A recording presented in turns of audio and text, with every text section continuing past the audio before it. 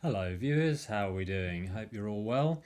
I thought I'd make a little video looking at the differences between a Selmer and a Buffet French bassoon. As many of you know, I play on a Buffet RC bassoon from 1985. That's my regular instrument. And I am quite lucky at the moment that I have in my possession a Selmer bassoon from 1990. They are both here to my right.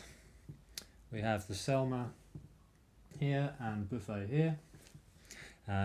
We'll have a closer look at them both and I'll demonstrate them to you and you can see what you think. I'd love to know your thoughts. Let me know in the comments down below what you think of the various sounds that you're going to hear. But firstly, I'll tell you a bit about the two instruments.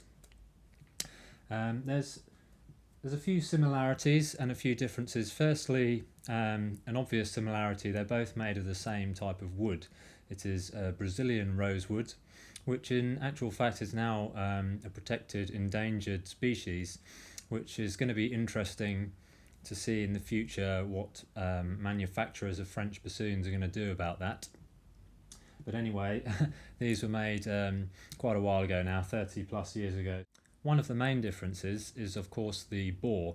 Now they have very different bore, well not very different but different. The Selmer is actually more of an aggressive cone shape than the Buffet. At this point here it is narrower than where at the top of the wing joint the bore is narrower, and then at the top of the bell it's actually wider. So overall there's more of a cone shape, whereas the Buffet has a straighter bore, wider at the top of the wing joint and then narrower at the bell. This leads on to some differences in the way the tone holes are laid out, and therefore that then leads on to some keywork considerations. However, the keywork overall is basically the same design on both instruments. They have the same fingering system, except for a couple of notes that require, slight intonation adjustments. But overall, the same fingering. Underneath some of the pads is very interesting. I noticed when I was stripping the Selmer down, the tone holes are kind of beveled in to the wood. There's been a sort of a countersinking at the top of the chimney that sinks into the bore, which, from my point of view, I find that very interesting. It's going to, we're talking about a wind instrument, so we're moving air.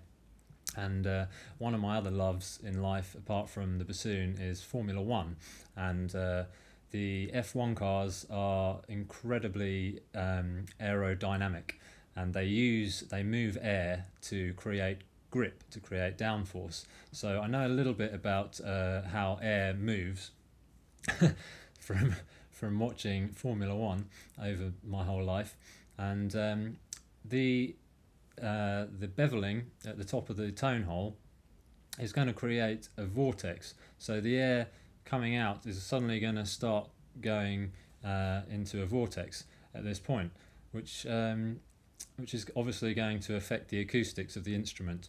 Now I believe that this means that instead of the air and the sound waves coming out of the tone hole and hitting the pad directly, I believe this means that it's going to spin the sound around and out past the pads.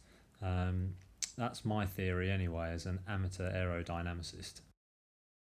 Now at the bottom of the boot joint, the Selmer has a metal U-tube, which I believe they actually patented the design for that themselves, which inserts into the bore and creates a continuous stream of sound waves from one side to the other, whereas the Buffet has a cork plug at the bottom with a brass plate on top, which actually bounces the sound waves from one side to the other. So they work acoustically a little bit different as well. And finally, one of the other main differences is the crook key, which on the Selmer is actually mounted to the crook itself, which is an interesting concept.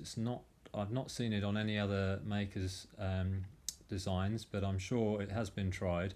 It is interesting because it means you can adjust the angle of the crook without affecting how the crook pad closes, and you can also have a small amount of adjustment there for intonation. You could pull it out and push it back in again without affecting how the crook pad closes.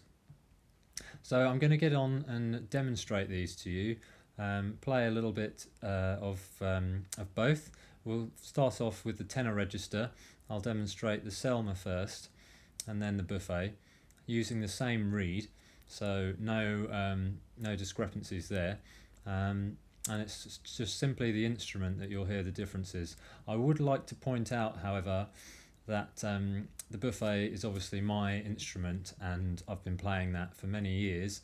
I've been a Buffet player my whole life, since I started the bassoon, so it is more familiar. I can sort of perhaps do more with it than the Selmer, but the Selmer I've been playing now for a few days, and I'm getting used to it a bit, and it should be a fairly fair comparison between the two. So let me know, as I say, in the comments what you think at the end, and yeah, thanks for watching.